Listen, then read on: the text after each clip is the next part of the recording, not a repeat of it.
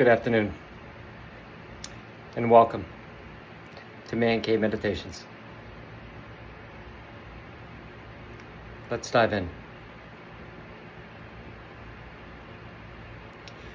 So, as this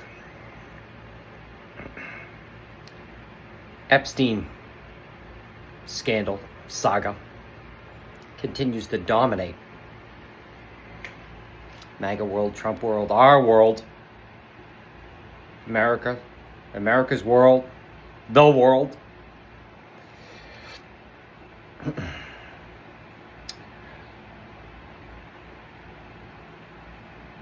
I had a thought today about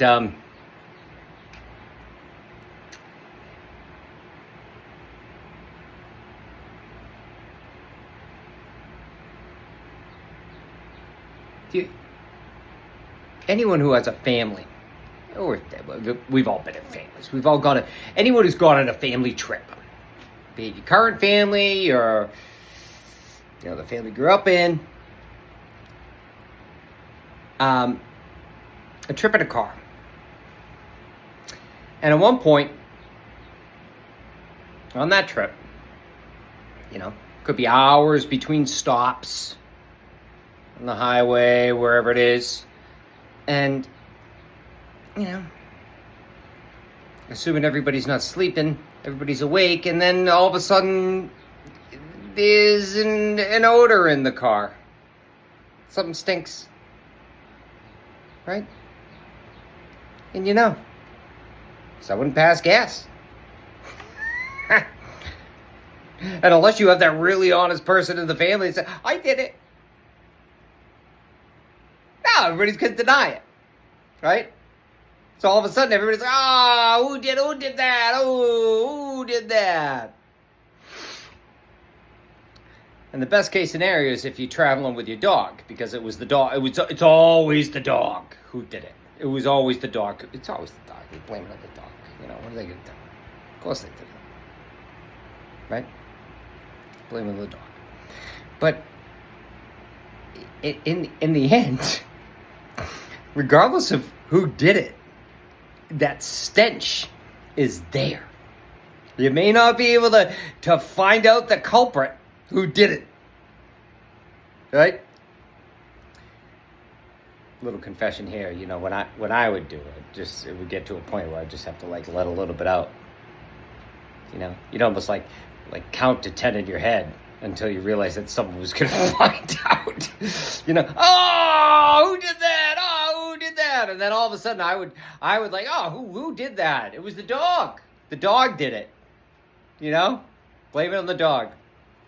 Though, as we said growing up, if you denied it, you supplied it. But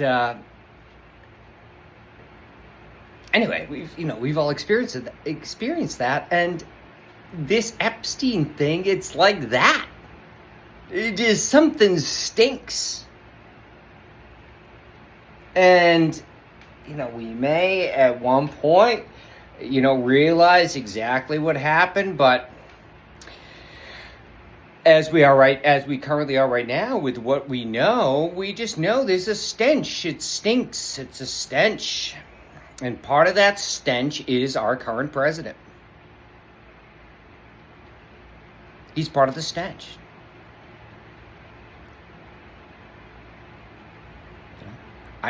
I truly feel that there's enough evidence at this point to label him not only a pedophile, but a pervert. Right?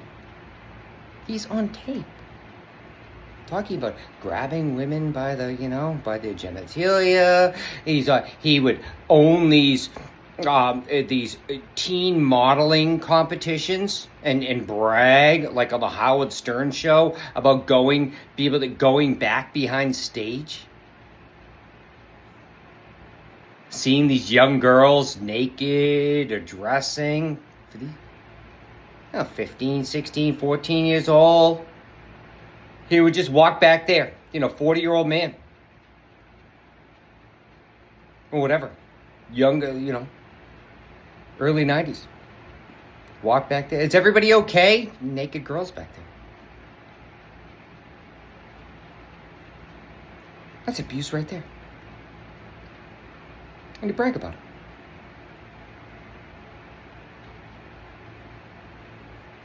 Bragged on camera at one point in an interview about what do you was asked in an interview with his daughter right there, Ivana. What do you have in common with first Ivana was asked, what do you have in common with your father? And she said, real estate. She gave a proper answer. And then when he was asked, what do you have in common with your daughter? He said, sex.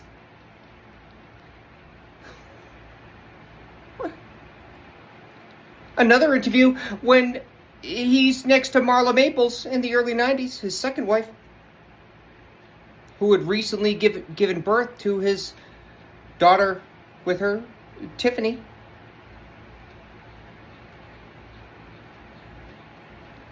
He said in an interview on camera, about his baby daughter, and commented about her breasts. That maybe her breasts will be like Marla's at some point. Of course, everybody just laughs it off. It's Donald being Donald. He's a pervert. He's a pervert. And if you look hard enough, there's more than enough proof to show he's for entertainment purposes only, but he's a pervert and he's a pedophile. And that's what he and Epstein, they were best buddies for all that time. They were perverts and pedophiles. They had that in common. They did. It's out there. It's all out there. It's all going to come forward.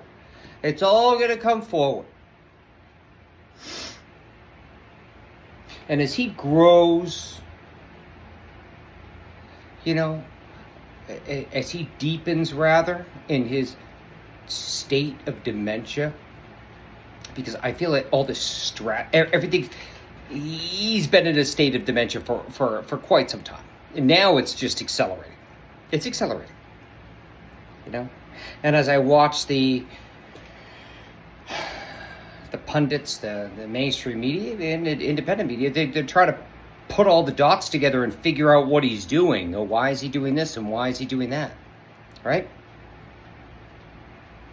And it's like, trying to figure out his actions at this point, or make sense of them. And these people, they try to, he did this because of this and because of that, and I'm surprised he did this and I'm surprised he did that, right? It's like trying to make sense of looking at a Jackson Pollock painting where the guy was just like throwing gallons of paint all over this massive canvas. And in the end, it looks, you could say, this is this and this is that. But if you're there in the moment, you realize the guy's just throwing around paint. Could be genius, could be out of his effing mind. Who knows? But that's all it was. So you try to make sense out of madness. And that's what I feel that so much of mainstream media, they're trying to do. They're trying to look at a bunch of young kids, like little kids having a mud fight, right? And trying to analyze it. Oh, well, Timmy threw mud into Sheila's face because, X, Y, Z. You can't. It's just, it's just childish. It's just happening. And with him, similarly, it's just happening. Like a Jackson Pollock painting. Right? There's no rhyme or reason to it. It's just happening. And you see more and more, I feel, due to his increased state of dementia, which I strongly feel that he's in a more and more advanced stage of, I fear that he has this, as we have our subconscious, and as he progresses into the state of dementia, he's less and less able to repress those aspects of his subconscious that are just bubbling forth. Just the other day, he just said something about Virginia Giuffre. He's almost like admitting these parts of his subconscious. They're coming forward. He's admitting it. He's admitting to his misdeeds in a roundabout way, not directly, but in a roundabout way. Yeah. She was one of my. Epstein used to steal all the help. Not that he, molested young girl, this and that for years. No, he just stole the help. Stole my help. And I had to kick him out at one point, persona non grata. And he's just, by nature, he's just given a pass. Like, that's okay. I feel that it's just his guilt is bubbling forth. And as this intensifies, this guilt is going to continue to bubble forth. You just have to listen to what he's saying. And it's going to be like he's in a confessional. He's just going to start letting it out like a kid, like a little kid, who's guilty of something. Did you do that, Timmy? Did you steal Rosie's balloon?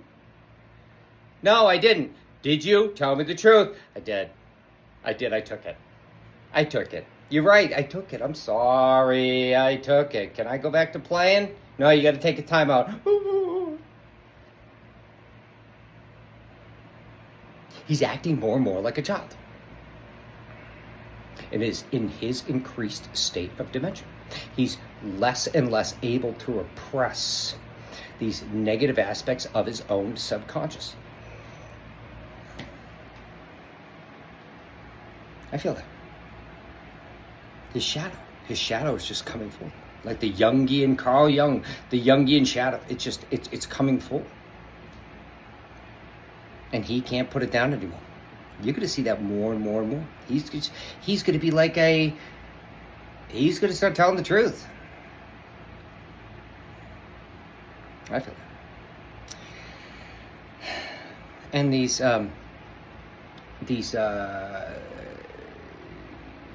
references to Nixon and the Nixon cover-up, the Watergate, the Watergate scandal, where, as they say, it wasn't the crime, it was the cover-up. And Nixon had the special counsel Jaworski, who he fired, and then in the Saturday Night Massacre, he basically told the next guy, hey, you fired Jaworski, that guy resigned. Then the guy after that, he said, you fired Jaworski, then that guy resigned, and then the guy after that, I think it was Bork, said, yeah, sure, I'll fire him, right? And at that point, the damage had gone so far. I don't know the exact story, but again, it was the cover-up more so than the crime. And that could be with him, but the problem with comparing these two scenarios is the fact that at that time, what was it, 73, 70, I don't know the exact year, but I should, but I don't. Early 70s. Nixon, there was still not only a fairly strong separation of powers. You had still an independent judicial. I mean, the Supreme Court at that point said, release the tapes. The legislative came forward in the end and said, you got to resign or we're going to impeach you. And not only that, but Nixon had enough, either because he didn't want to get, prosecuted afterwards. He thought Ford would pardon him, whatever. But he had enough respect for the entire process to resign. He knew he was defeated. Right? So yeah, he was defeated, but comparing the two scenarios is just ridiculous because Trump owns the whole thing. He owns the DOJ. I think he owns the Supreme Court to a degree. He owns the legislative, right?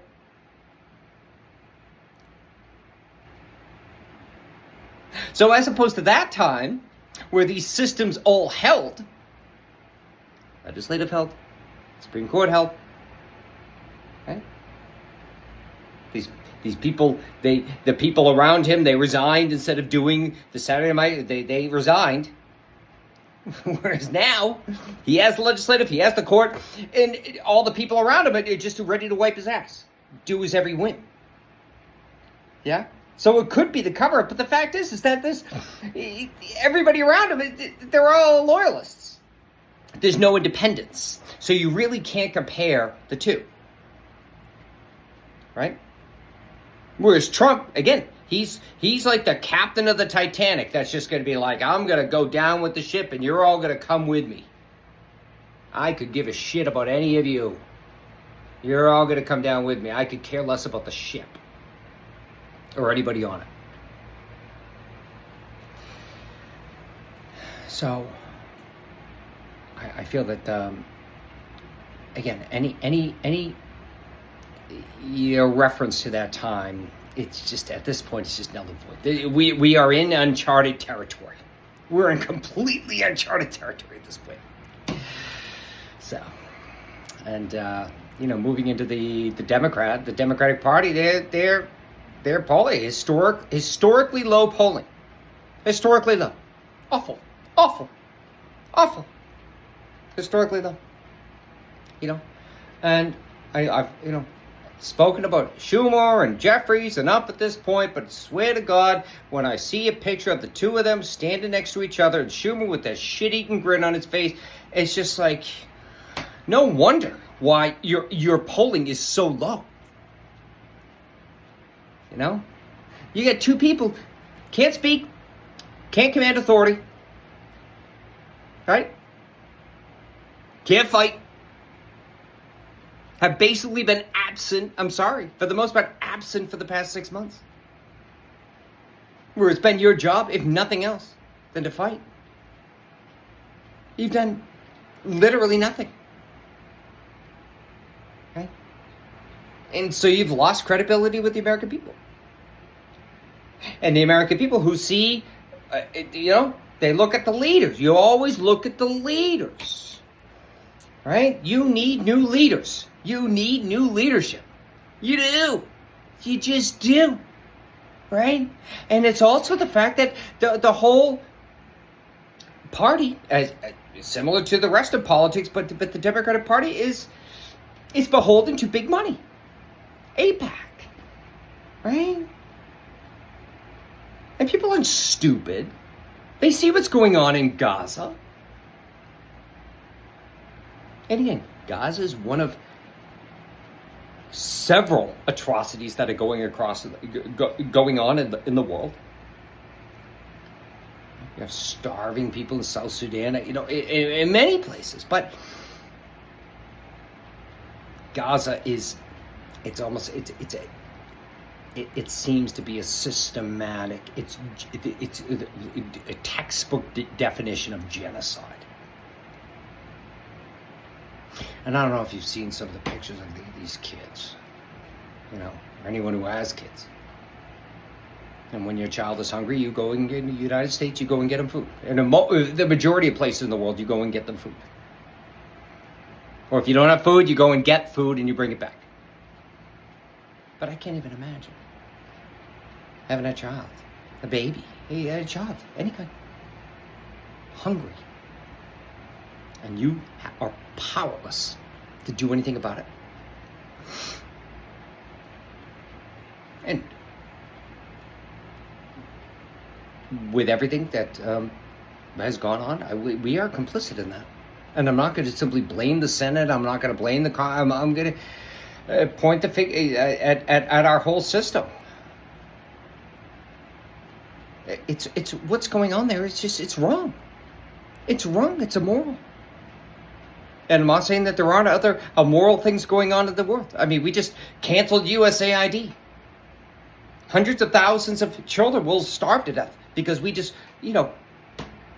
incinerated food that was sitting in warehouses. It's evil. Absolute evil. But this is something, this whole thing with, Gaza, it's just, among other things, the Democratic Party, it's complicit. And that's why I've done a past video on it, where this whole establishment, as MAGA is cut down and washed away, so must the current Democratic establishment be washed away. There must be change. And I saw another video of, who was it? It was, this the Democratic mayoral candidate for New York City, Mamdani. I saw him with AOC, right? And they were in a parade in New York City for like the Puerto Rican something parade, and they were both like in a float, and they were dancing. And the energy, it was just like it felt right. It just felt right. Young fighters for the people, that ambitious, beautiful energy that wants to do good. Invitations for others to follow that lead, which must be so. And the current Democratic leadership must be washed away. It must be washed away. It must be. And lastly, as I try to stay under 20 minutes, I always fail to do so.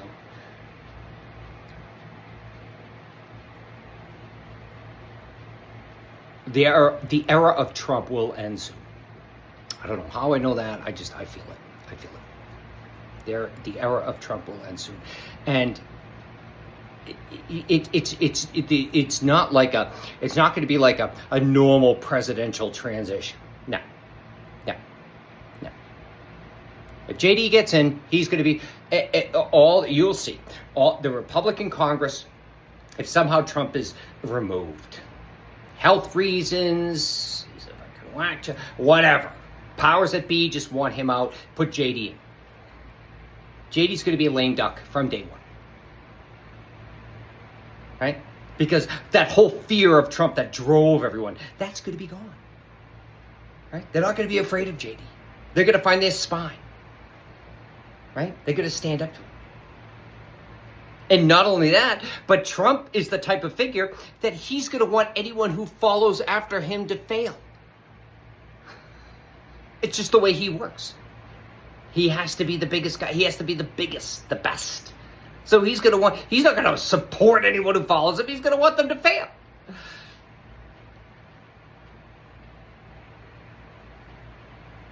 And so, I've said it before. I feel this will all, it's already disintegrating, but the disintegration, once he steps down in whatever way, hopefully sooner than later, it will accelerate massively, exponentially, once he's out of the scene. And not only because of Trump undermining whoever follows him, but because of the base. Right? They're not going to want a JD. They're going to want their Donald. And they'll lash out against anything that's not him. So, I feel that. Sorry for speaking so much. God bless. Speak soon. Bye-bye.